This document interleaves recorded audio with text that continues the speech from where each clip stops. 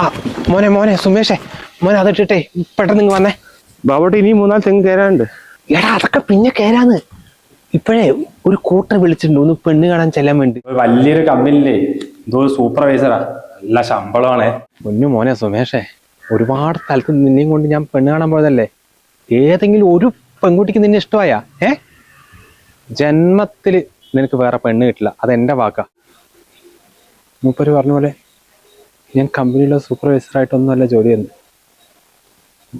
ഞാനൊരു തെങ്ങ് കയറ്റക്കാരനാ. പക്ഷെ ഒരു പരിചയമില്ലായിട്ടും എന്നെ പ്രൊട്ടക്ട് ചെയ്യാൻ കാണിച്ച നിങ്ങളുടെ ആ മനസ്സുണ്ടല്ലോ, അത് മാത്രമേ ഞാൻ നോക്കിയുള്ളൂ. ഇത്രയും കാലം സ്നേഹം എന്താന്ന് ഞാൻ അറിഞ്ഞിട്ടില്ല. പക്ഷെ നിങ്ങളുടെ കൂടെ വന്ന അത് കിട്ടുന്നൊരു തോന്നല്.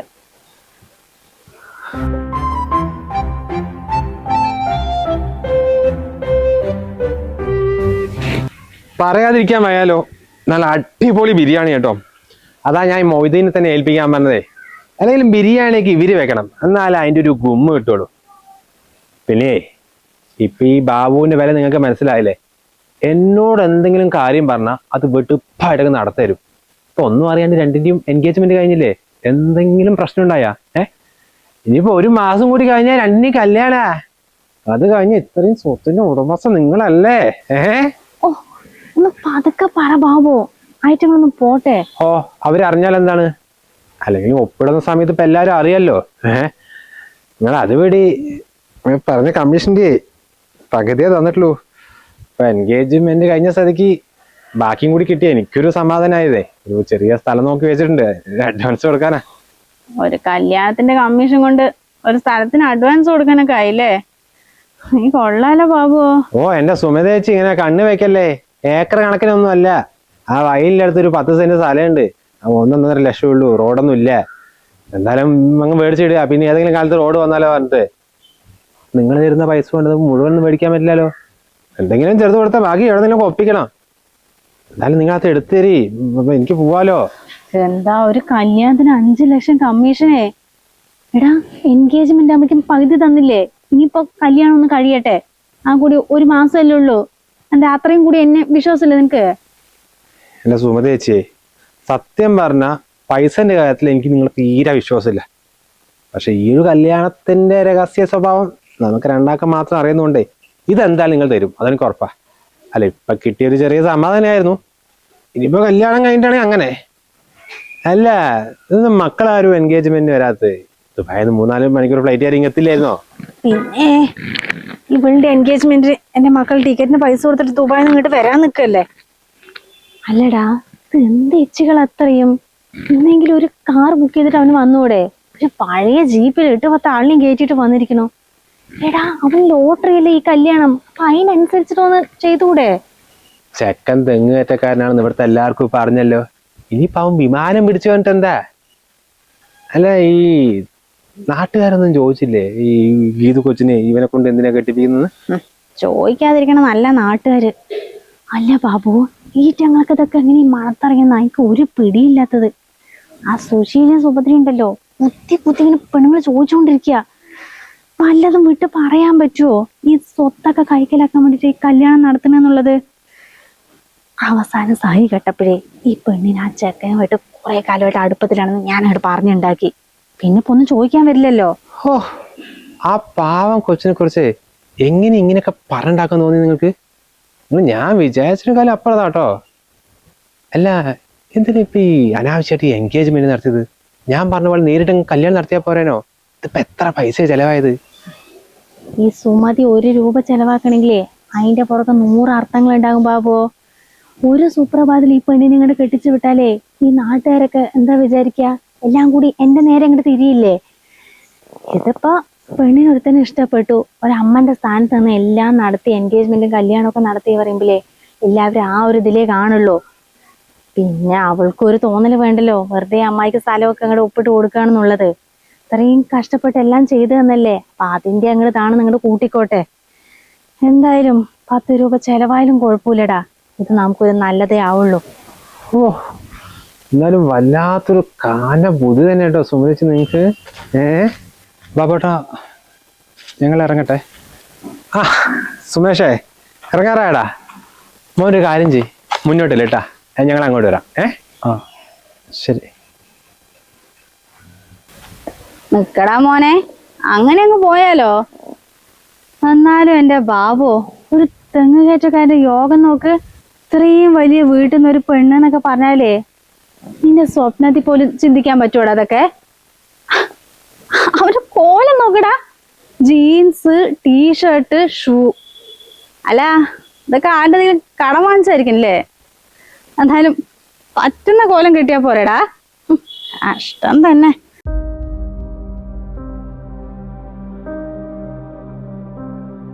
വന്നാ നിങ്ങളൊക്കെ നന്നായി കേട്ടിട്ട് അവിടെ ഇരിക്കല്ലേ, കുറച്ചേരം ഇരിക്കാൻ പറ. നീയേ ആ ഓലയൊക്കെ എടുത്തിട്ട് ആ സൈഡിലേക്ക് അങ്ങോട്ട് കൂട്ട്. അന്ന് വന്നിട്ട് 2 തെങ്ങിലും കയറി പെണ്ണിനെയും കണ്ടിട്ട് ഒറ്റ പോക്ക് അങ്ങോട്ട് പോയതല്ലേ. ഓ പിന്നെ നിങ്ങൾ എന്ത് വർത്താനം ഈ പറയുന്നത്? ആ ഷൂവും ജീൻസൊക്കെ ഇട്ടിട്ടാണ് ഈ ഓലയൊക്കെ കൂട്ടിയിട്ട് നിൽക്കുന്നത്. 2 ദിവസം കഴിഞ്ഞ് ആ ചക്കൻ ഇങ്ങോട്ട് വരികയെ ബാക്കി തേങ്ങ കിട്ടിയരും.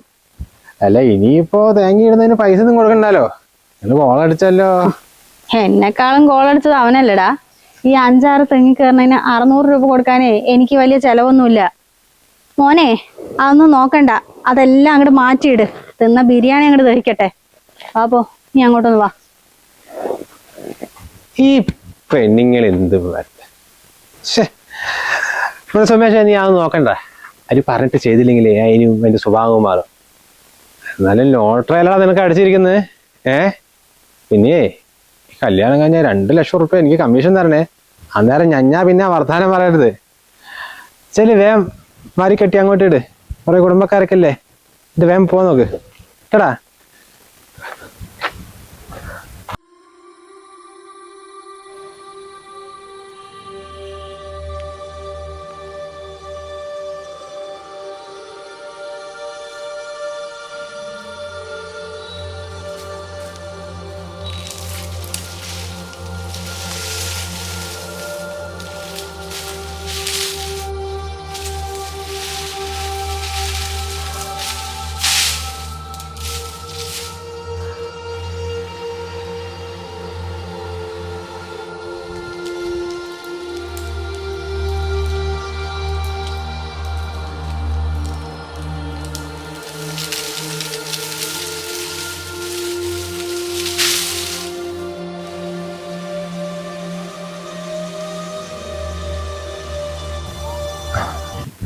പോവാ, കുറച്ചു കഴിഞ്ഞിട്ട് പോയാ പോരെ? ഇവിടെ ഇരിക്കാൻ നല്ല രസമുണ്ടേ. ആ മതി, ഞാൻ പറഞ്ഞതേ ഉള്ളൂ. പിന്നെ ഇപ്പൊ കല്യാണം കഴിഞ്ഞിട്ട് 10 ദിവസം കഴിഞ്ഞില്ലേ, അപ്പോൾ പുറത്തെവിടെങ്കിലും യാത്രയൊക്കെ പോകണമെങ്കിൽ പറഞ്ഞാൽ മതി കേട്ടോ. എൻ്റെ ജീവിതത്തിൽ ഇന്നേവരെയായിട്ട് ഞാൻ അങ്ങനെ യാത്രയൊന്നും പോയിട്ടില്ല. പക്ഷെ കുറെ സ്ഥലങ്ങളിൽ പോകണമെന്നൊക്കെ ആഗ്രഹമുണ്ട് കേട്ടോ. അല്ല ഇനിയിപ്പോ ഏതെങ്കിലും കുടുംബക്കാരന്റെ വീട്ടിൽ പോകാനുണ്ടോ? ഇല്ല, പെങ്ങന്മാരുടെ 2 മേമന്റെ വീട്ടിലൊക്കെ പോയല്ലേ, എനിക്ക് അത്ര കുടുംബക്കാരുള്ളൂ. പിന്നെ ഗീതുന്റെ കുടുംബക്കാരന്റെ വീട്ടിലൊന്നും പോകണ്ടേ? 2-3 കുടുംബക്കാരൊക്കെ ഉണ്ട്, പക്ഷെ ആരും നമ്മളെ ക്ഷണിച്ചിട്ടൊന്നുമില്ലല്ലോ. പിന്നെ എങ്ങനെ പോവാനാ? അത് സാരില്ല, നന്നായിട്ട് എന്തായാലും ലീവല്ലേ, നമുക്കൊരു സിനിമയ്ക്ക് പോയാലോ? ആ എന്നാ പോവാ. സിനിമ എനിക്ക് ഭയങ്കര ഇഷ്ടമാണ്. അമ്മായി വിളിക്കുന്നു. ആ അമ്മായി. ആ എവിടെയാ മരുമോനെ ഉള്ളത്? ഞങ്ങൾ അമ്പലത്തിൽ വന്നതാ. അമ്പലത്തിലാ? അല്ല രണ്ടും നന്നായി പ്രാർത്ഥിച്ചാ?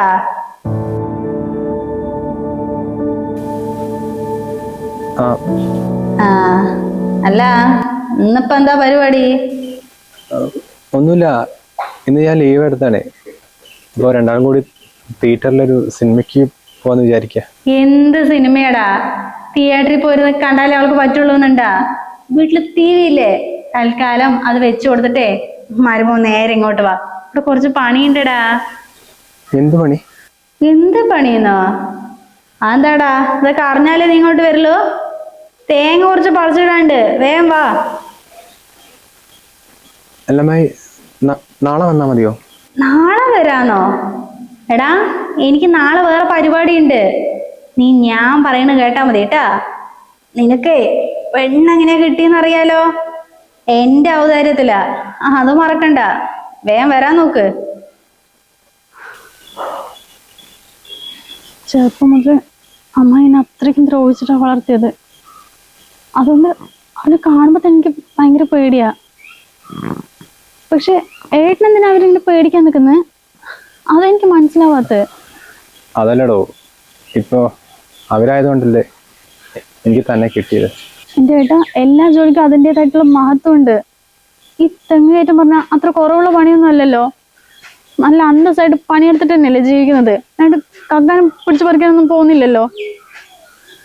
അവരുടെ അവതാരം കൊണ്ടൊന്നല്ല, ഞാൻ ഇഷ്ടമാണെന്ന് പറഞ്ഞുകൊണ്ട് മാത്രമാണ് ഈ കല്യാണം കഴിഞ്ഞ തന്നെ. അതുകൊണ്ട് ഇനി അവർ വിളിക്കുമ്പോഴത്തേക്കും അവിടെ പോയിട്ട് ഇങ്ങനെ അടിമയായി നിൽക്കല്ലേ. അല്ല, ഇപ്പൊ ഞാൻ വരാ പറഞ്ഞില്ലേ, ഇന്നുകൂടി മാത്രം കേട്ടോ, നീ ഞാൻ പോവില്ല.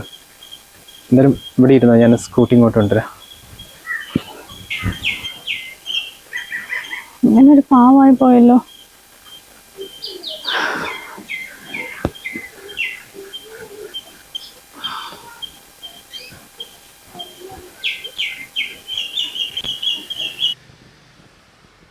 ആ, രണ്ടും വന്നാ പറഞ്ഞ സമയത്ത് തന്നെ എത്തിയിരിക്കണോ? വാ, ഇരിക്കേ.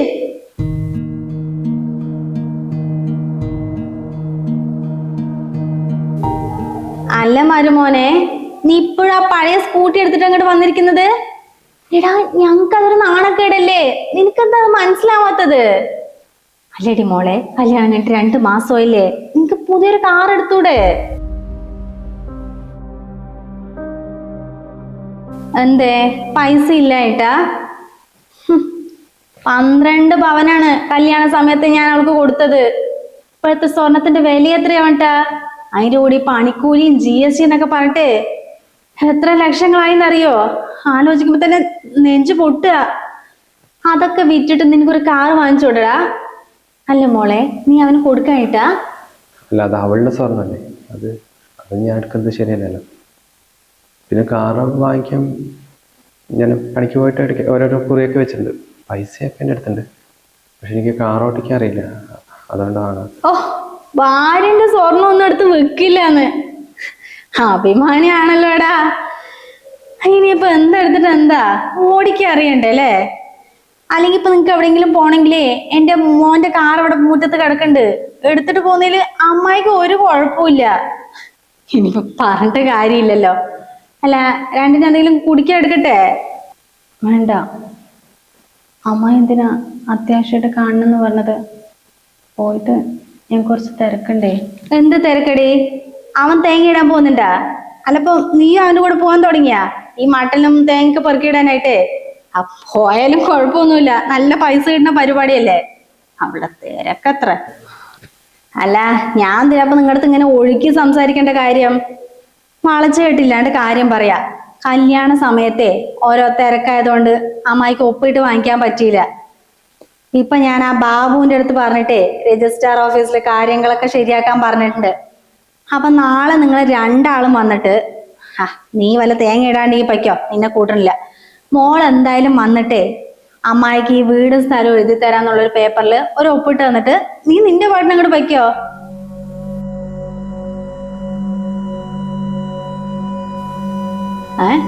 ഇതെന്താ രണ്ടും കൂടി മുഖത്തോട് മുഖം നോക്കിയിരിക്കണേ? അല്ലേടാ മരുമോനെ, നിനക്ക് എന്തെങ്കിലും ബുദ്ധിമുട്ടുണ്ടാ? ഇല്ല, ഞങ്ങൾ നാളെ വന്നോളാം. ഇങ്ങനെ വേണം മരുമക്കളായ. കേട്ടടാ മോനെ, എന്റെ 2 മക്കളും മരുമക്കളൊക്കെ ആയിട്ടേ ദുബായി തന്നെ സെറ്റിൽഡ് അല്ലേ. ഇത്രയും കാലം ഇവിടെ ഉണ്ടായിരുന്നപ്പോ അമ്മായിക്ക് കുഴപ്പമില്ല. ഇപ്പൊ കല്യാണം കഴിഞ്ഞ് പോയപ്പോഴേ ഞാൻ പിന്നെ ഒറ്റയ്ക്കായില്ലേടാ. അപ്പൊ പിള്ളേരൊക്കെ പറയാ, ഈ ഇരിക്കുന്ന വീടും സ്ഥലവും ഒക്കെ എത്രയും പെട്ടെന്ന് അമ്മന്റെ പേരിലേക്ക് ആക്കിയിട്ടേ അത് വേഗം അങ്ങോട്ട് വിറ്റിട്ട് അങ്ങോട്ടേക്ക് വരാൻ.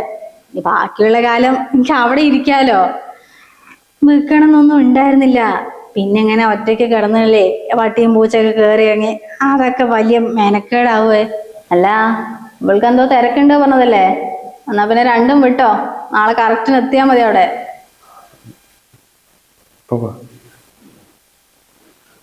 എങ്ങോട്ട് പോകാനേട്ടാ? ഇതിന്റെ അച്ഛനമ്മ കഷ്ടപ്പെട്ടുണ്ടാക്കിയ വീടാ, അവരോർങ്ങുന്ന മണ്ണത്. ഇത് വിട്ടിട്ട് ഞാൻ എങ്ങോട്ട് വരാനാ? ഇത് എനിക്ക് അവകാശപ്പെട്ടതാ. നിർത്തടി. കല്യാണം കഴിഞ്ഞ് കുറച്ചാവുമ്പോഴത്തേക്കും നിന്റെ നാവ് പൊങ്ങിയോ? ആ സത്തെ നിന്റെ തന്തയും തലയും പോയതിനു ശേഷേ ഇത്രയും കാലം നിന്നെ പഠിപ്പിച്ചതും വളർത്തി വലുതാക്കിയൊക്കെ ഞാൻ ഒറ്റൊരുത്തിയാടി. കല്യാണത്തിന് 12 പവനായിട്ട് തന്നത് അതൊക്കെ എവിടെ നിന്നാണ് കേട്ടാ? എന്റെ മക്കൾ അവിടെ ദുബായി കിടന്ന് കഷ്ടപ്പെട്ട് അയച്ചു തന്നാടി. എന്നിട്ട് അവൾക്ക് അവകാശപ്പെട്ടാണത്രേ. മര്യാദക്ക് നാളെ വന്ന് ഒപ്പിട്ടിട്ടേ ആ വഴിക്ക് അങ്ങോട്ട് വെക്കോ. എൻ്റെ അച്ഛന് ഈ വീടും സ്ഥലം അല്ലാണ്ട് ഒരു 50 സെന്റ് സ്ഥലം ഉണ്ടായിരുന്നില്ലേ? എൻ്റെ 18ാമത്തെ വയസ്സിൽ അമ്മായി മക്കളും ചേർന്ന് അതിൻ്റെ ഒപ്പിട്ട് വാങ്ങിച്ചാണല്ലോ. എന്നെ പഠിപ്പിച്ചതിനും വളർത്തിയതിനൊക്കെ അമ്മായിക്ക് അതുപോരെ? നീ ആള് കൊള്ളാലോടി. എല്ലാം കണക്കാക്കി വെച്ചിരിക്കുകയാണല്ലേ. എന്നാ പിന്നെ കേട്ടോ, സെന്റിനെ 3 ലക്ഷം വെച്ച് കിട്ടും. എങ്ങനെയും പോയാ വിറ്റ 1.5 കോടി എൻ്റെ കയ്യിൽ കിട്ടും. പക്ഷേ അതൊന്നും ഈ അമ്മായിക്ക് പോരാ മോളെ. ഈ പൈസ കിട്ടുന്തോറുവേ അതിന്റെ ആർത്തിങ്ങൾ കൂടി വരിക. ഈ വീടും സ്ഥലവും അമ്മായിക്ക് കിട്ടിയേ പറ്റൂ. നീ എന്തായാലും ഒപ്പിട്ട് തരണം. അല്ലെങ്കിൽ എൻ്റെ മക്കളുടെ സ്വഭാവം അറിയാലോ, രണ്ടും വെടക്ക. എന്തും ചെയ്യാൻ മടിക്കാത്തവരാ. അവര് വന്ന് മുടുക്കി പിടിച്ചിട്ടാണെങ്കിലും നിന്റെ ഒന്ന് ഒപ്പിട്ട് വാങ്ങിക്കും. അതിൻ്റെയൊക്കെ ആവശ്യണ്ടാ? ഒന്ന് പറഞ്ഞു കൊടുക്കട മരുമോനെ. എന്തെങ്കിലും പണി പറയുമ്പോഴേക്കും ഓടി വന്ന് ചെയ്യുന്നത് എൻ്റെ ഭാര്യൻ്റെ അമ്മായി അതുകൊണ്ട് മാത്രം. കാരണം ഇവിടെ വന്നതിന് ശേഷം ഞാൻ ജീവിതത്തിൻ്റെ സന്തോഷം എന്താണ് പറഞ്ഞത്. അല്ലാതെ അമ്മായിനെ പേടിച്ചിട്ടൊന്നുമല്ല. ഈ വീടോ സ്ഥലമോ ഇവിടുത്തെ ഒന്നും എനിക്ക് വേണ്ട, അതിൻ്റെ ആവശ്യമില്ല. പക്ഷെ എൻ്റെ ഭാര്യയ്ക്ക് അത് വേണമെന്ന് പറഞ്ഞ പിന്നെ അമ്മായിൻ്റെ മക്കളല്ല ഏത് കൊലകൊമ്പന്മാർ വന്നാലും അവളുടെ ദേഹത്ത് ഒരു തരി മണ്ണ് വീഴാൻ ഞാൻ സമ്മതിക്കില്ല.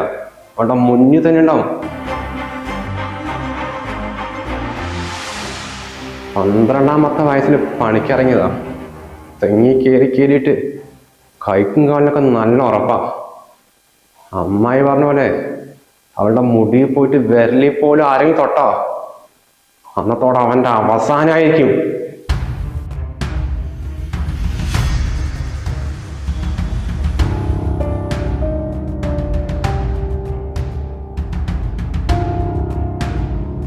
കേട്ടല്ലോ അമ്മായി, എൻ്റെ അച്ഛനും അമ്മയും പോയതിനു ശേഷം ചോദിക്കാനും പറയാൻ ആരുമില്ലാണ്ട് നിങ്ങൾ എന്നെ ഒരുപാട് ദ്രോഹിച്ചല്ലേ. ഇനി എന്നെ എന്തെങ്കിലും ചെയ്തിട്ടുണ്ടെങ്കിൽ ചോദിക്കാൻ എൻ്റെ ഭർത്താവുണ്ട്. രണ്ടും കൂടി ആരെയാടി പേടിപ്പിക്കാൻ നിൽക്കുന്നേ? നിർത്തിക്കോ അമ്മായി. നിങ്ങൾ തന്ന ആ 12 പവൻ സ്വർണ്ണുണ്ടല്ലോ, അത് നാളെ തന്നെ ഞാൻ അവിടെ കൊണ്ടെത്തിക്കും. പിന്നെ മക്കളെ വിളിച്ചിട്ടുണ്ടെങ്കിൽ വെട്ടിയും കിടക്കെടുത്ത് വേഗം വിട്ടോ. ഇതെന്റെ വീടാ. ഇനിയും പുറകെ നടന്ന് എന്നെ ദ്രോഹിക്കാൻ ശ്രമിച്ചാണ്ടല്ലോ, ആ 50 സെന്റ് സ്ഥലം എടുത്തു തന്നിട്ടില്ലേ, അതും കൂടി ഞാൻ തിരിച്ചു വാങ്ങിക്കും.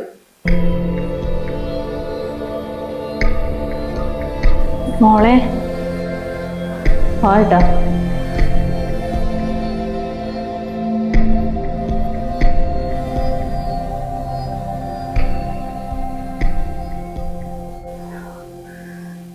ദൈവമേ, എന്തൊക്കെയാ പറഞ്ഞിട്ട് പോണത്? ഇത് വേണമെങ്കിൽ അവൾ എടുത്തോട്ടെ, അല്ലെങ്കിൽ പിന്നെ അതും ഇല്ല ഇതും ഇല്ലാതിൻ്റെ അവസ്ഥയാകും. അല്ലടോ, നിനക്ക് ഇത്രയൊക്കെ ധൈര്യം ഉണ്ടായിരുന്നോ?